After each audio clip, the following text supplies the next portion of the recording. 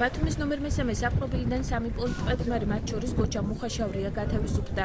იგი 2011 წელს ხელისუფლების შეცვლის მიზნით ადმინისტრაციული შენობის ხელში ჩაგდებისა და თანამოაზრეებთან ერთად პოლიციის თანამშრომლებზე წინააღმდეგობის გაწევის ბრალდებით დააკავეს. მუხაშავრა ოჯახურ გარემოცვაში ყოფნის გამო ბედნიერია და აცხადებს, რომ დღევანდელი ვერდიქტით ყოფილი ხელისუფლება საბოლოოდ გასამართლდა.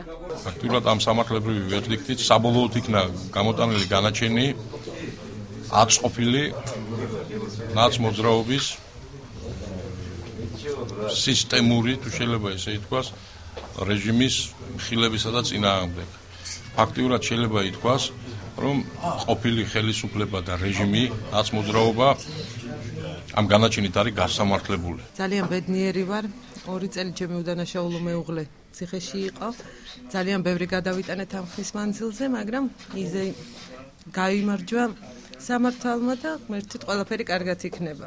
გოჩა მუხაშავრიასთან ერთად ბათუმის ციხე კიდევ ორმა პოლიტპატიმარმა გედევან გოგიტიძემ და დავით ფარტენაძემ დატოვეს. ისინი აცხადებენ, რომ 2 წლის წინ უკანონოდ დააპატიმრეს. პოლიტპატიმრებთან დღეს პარლამენტარი ფატი ხალვაში იმყოფებოდა.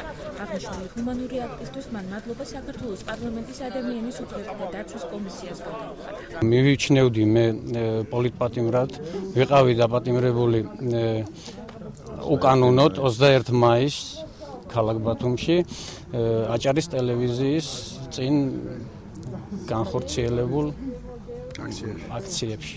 ძალიან ამაღელვებელია ჩემთვის ეს დღე, იმიტომ რომ მეც მყავს იმ სიაში მოხვედრილი 2 ძმა, რომლებიც საზღვარგარეთ არიან და ელოდებიან ოჯახში დაბრუნებას.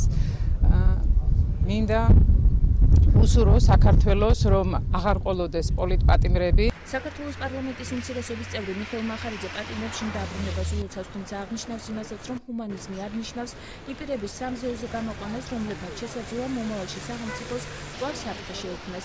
ამიტომ მისი აზრით თითოეული ბრალდებული საქმე ინდივიდუალურად უნდა შესწავლილიყო.